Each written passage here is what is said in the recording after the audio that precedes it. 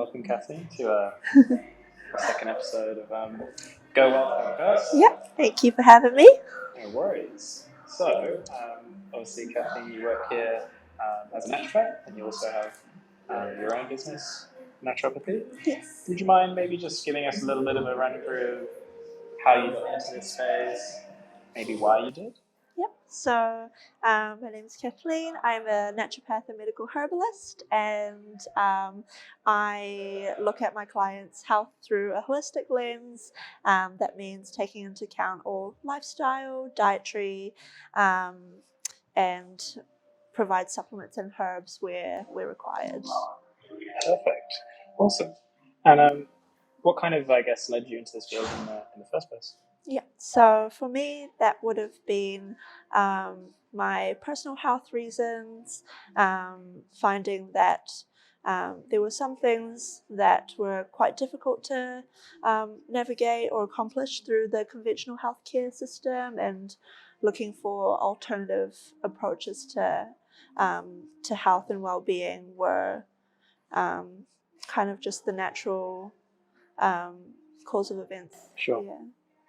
For your own journey, I guess. So how did you get started? Was it with your own research? Did you speak to a naturopath, or? So I personally actually went and saw a traditional Chinese herbalist. Oh, nice. Just with my own family background, that's kind of where we naturally lean towards.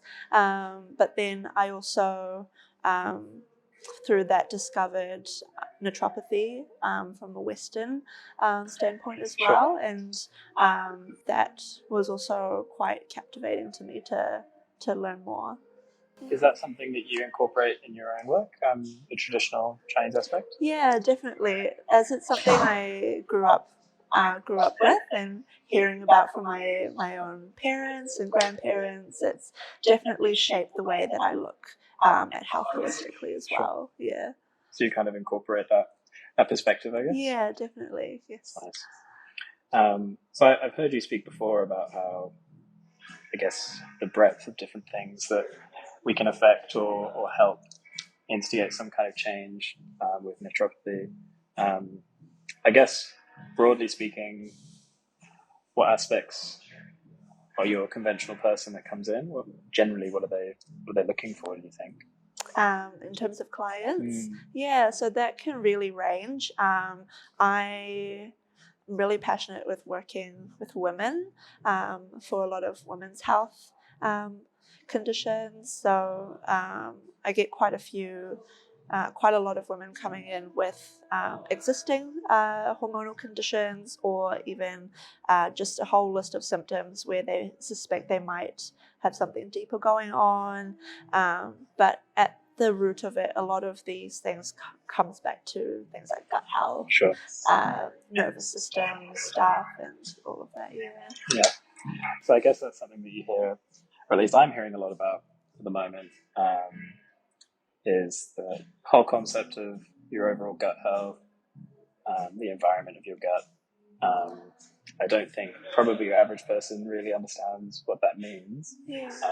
Do you think you could shed some light on that for us? Yeah, definitely. There's a whole lot of information out there on the internet that can make things quite confusing. A little bit. Yeah, but for general gut health, it's a really important aspect of our overall well-being, because not only is it where we digest our food and absorb our nutrients, but also helps to detoxify and excrete waste, metabolites from the body. At the core of our gut health is our gut microbiome, which is a very delicate and intricate balance of bacteria that colonize the gut.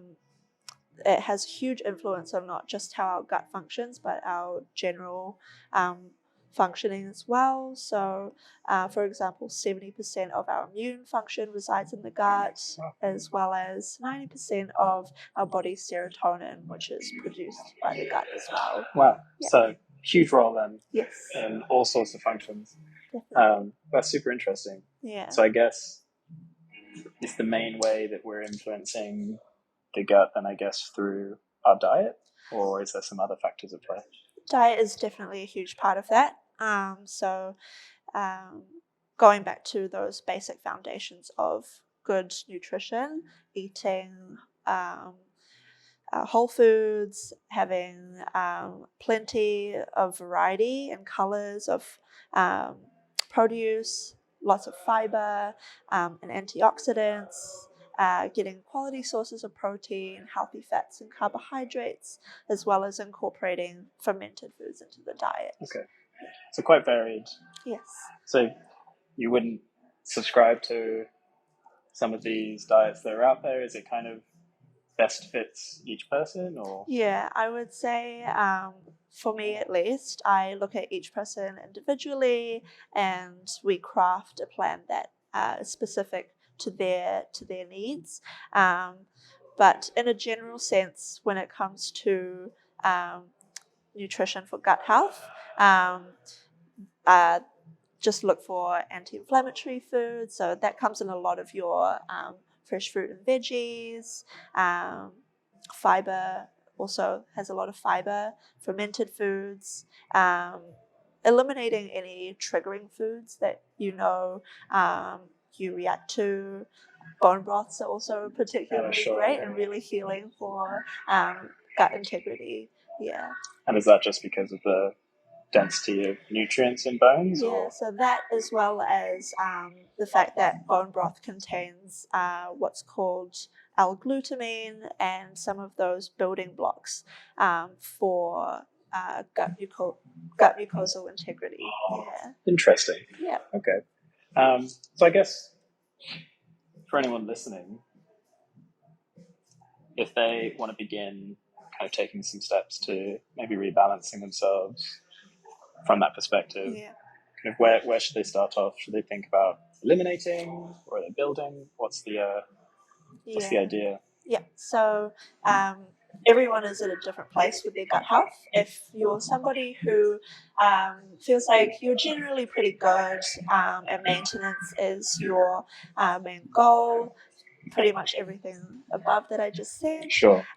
plus throwing in a quality general probiotic can never hurt. But if you're somebody who has an existing GI condition or has got quite a few not so nice symptoms going on, in clinic we would look at repairing gut function, restoring microbiome diversity, and that would be done through reducing inflammation, repairing the gut mucosa, and then bringing in certain supplements and maybe even herbs to help facilitate that process. So is that where quite often we're finding these onset of symptoms is from the inflammation of the gut?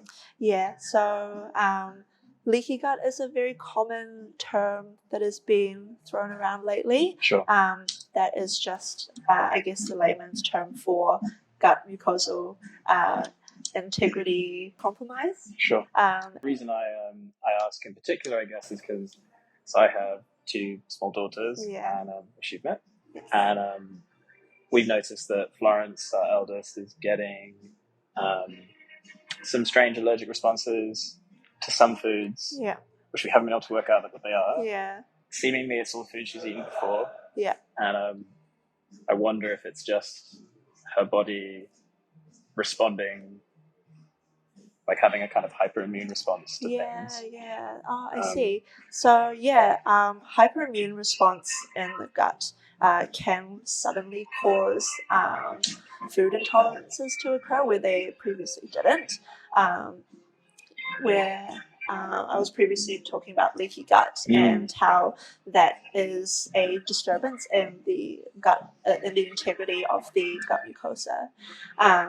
This is really commonly caused by dysbiosis, which is an imbalance of that really delicate gut microbiome. So we're leaning towards less of the beneficial bacteria and less diversity and more towards the not beneficial bacteria. Sure. And essentially for a lot of people this you get into a bit of a cycle of dysbiosis, leaky gut, immune response, inflammation, and it just vicious cycle. Yeah, it just repeats. So in clinic, we like to put a halt on that and get to the root cause as to why this dysbiosis has happened in the first place. Yeah. For many people, it's multiple courses of antibiotics throughout their life.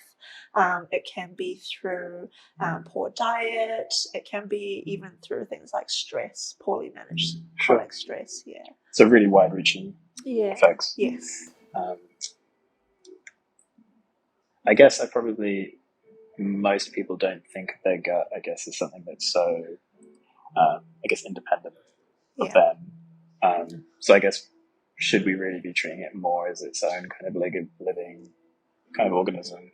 Definitely. The gut has been quoted to be the second brain of the body. Oh, wow. Okay. So it, in that sense, it does have a really huge overarching effect on how other body systems function as well and communicate.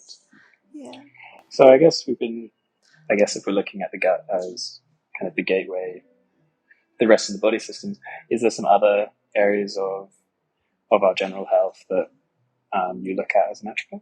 Yep. So the nervous system is another really huge one that we look at in clinic, as that can also have a huge impact on other body systems too. So we live in a very high stress, fast paced kind of lifestyle in this modern day and era, where chronic stress is widely present in a lot of people, and oftentimes in a way that we don't even realize we're stressed.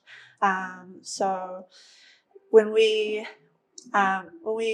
think about stress, we think about putting our bodies into a fight or flight response. Yeah. And when that happens, your body tends to prioritize survival over everything else. So it shuts down all those functions that it doesn't deem necessary in the moment for survival. That's things like digestion and reproduction, which is why we see a lot of tummy problems and hormonal imbalances in people these days. Yeah. No, I think that's probably true, definitely, of myself. I've been guilty of, I guess, purposely running off stress to get things done sometimes. It's probably not the best. So what are some of the ways that you work with your clients to, I guess, address that? Yeah, it's looking at everyone's individual lifestyle. So oftentimes, because we're so rush all the time, people aren't sitting down to eat or eating on the go. That's eating while you're driving. And that causes your body to not feel like it can relax in that moment to digest food properly. We're not eating our food very mindfully either. So oftentimes, because we're in a hurry, it's just to get something in and then continue with your day. So focusing on making sure that we're in a relaxed state, not just when it comes to food, but for during a lot of other activities in our day-to-day lives. Yeah. So I guess kind of one of the sense of what I'm hearing in general from you is that we need to take a little bit more stock of what we're doing on a daily basis, what we're putting in our bodies, how we're treating ourselves. Now, I heard someone recently talking about your life would improve if you treated yourself the way you treat a loved one. If you loved yourself a little bit like you would do your partner or your children or your parents, because we don't really look after ourselves, essentially. 100%, yeah. So I'm guessing part of what you're doing, other than obviously giving some people some education on things, is, I guess, nudging them in the direction to looking after themselves a little bit. Totally, yeah, because it's something that we all deserve for ourselves, and we owe it to ourselves to keep our own cups full so that we can keep giving to others. Sure. Yeah. I guess now that you are, of course, educated on this and you're working in this field, how do you manage this for your own life? That's always a tough one. Yeah. It's always harder to take your own advice. Yeah, of course. But I guess for me, it's always it always starts from yourself, right? So, like I said, making sure your own cup is full so that you can give to others. Sure. And I do my best to try and lead by example. With clients and also with those around me. Yeah. Do my best day to day, but some days it's you fall off track, but that's okay. You get back on. Yeah, no, fair enough. You're only human. Yeah. So you mentioned earlier, of course, I've seen in the course of working with naturopaths that you do obviously work with lots of different modalities, but one of the things you do employ is kind of herbal remedies. And I guess that's probably the thing that your average person probably wouldn't have come across.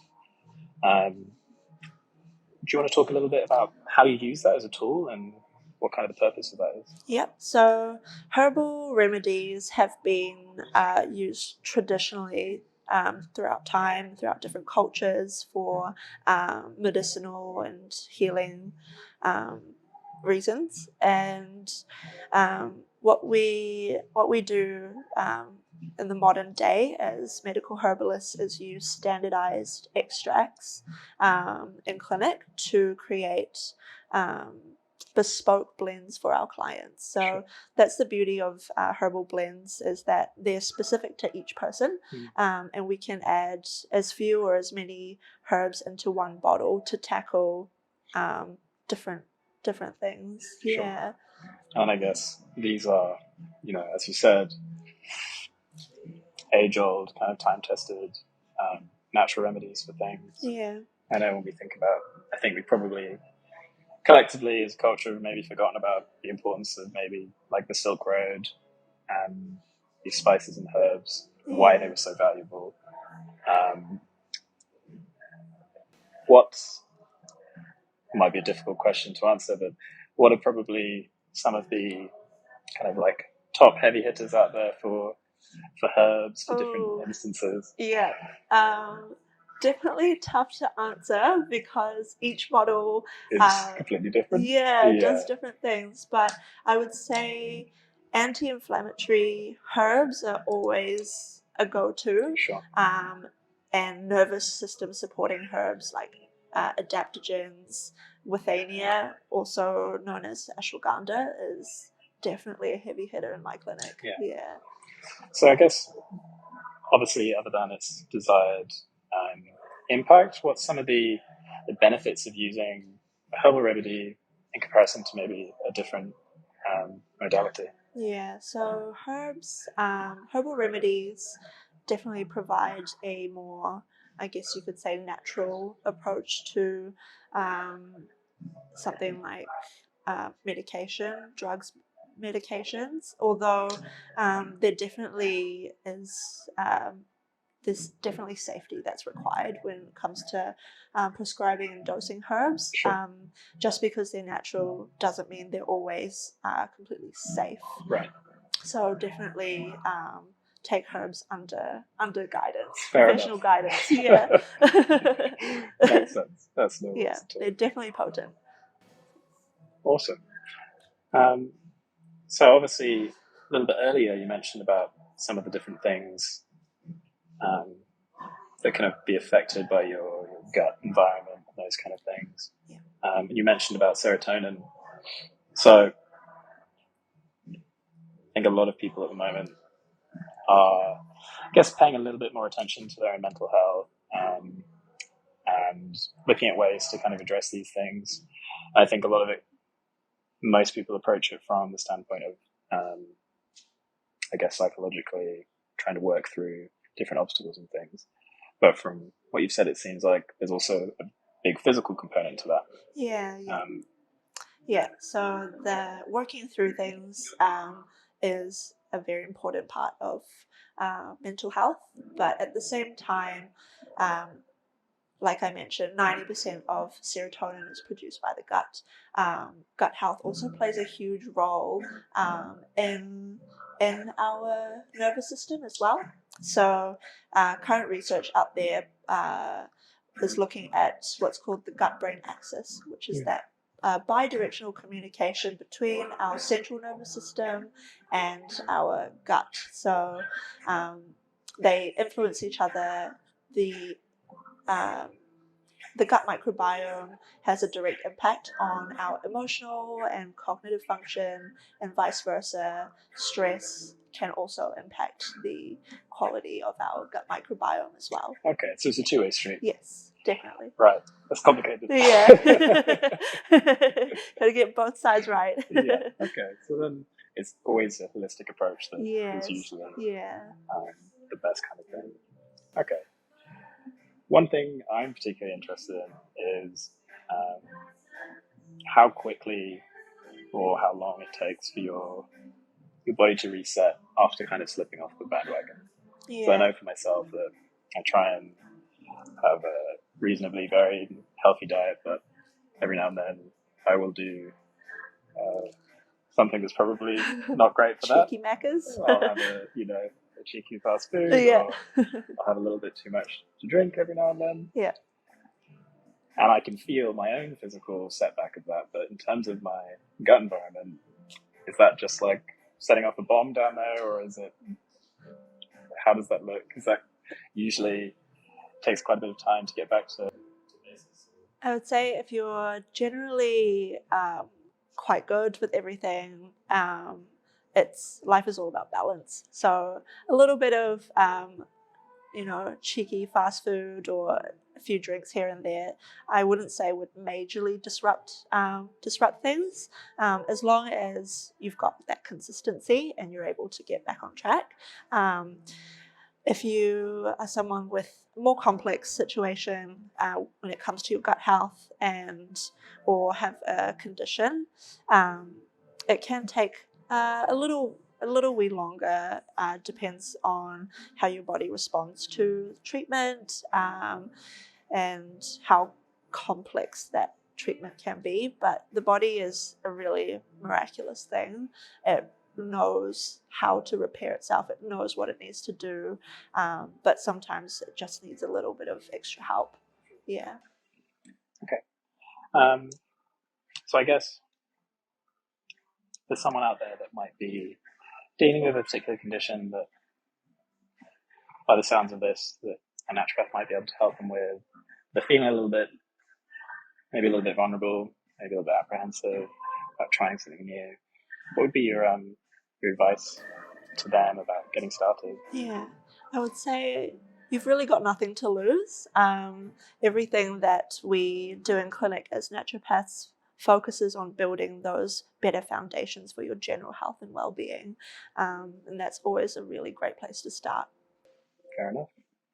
Cool. Well, I guess to wrap up, kind of a question that we're asking everyone is, if you were to describe the foundation of a well-led life, what would that look like for you? Oh, very loaded question. If we're speaking strictly health-wise, I would say, all the things that you should be doing. Good sleep, maintaining stress and healthy nervous system, eating well for the most part, and staying hydrated. Yeah, sounds good. Yeah. Awesome. Thank you, Kathleen. No worries. Super interesting. Thank you for having me today. You're welcome.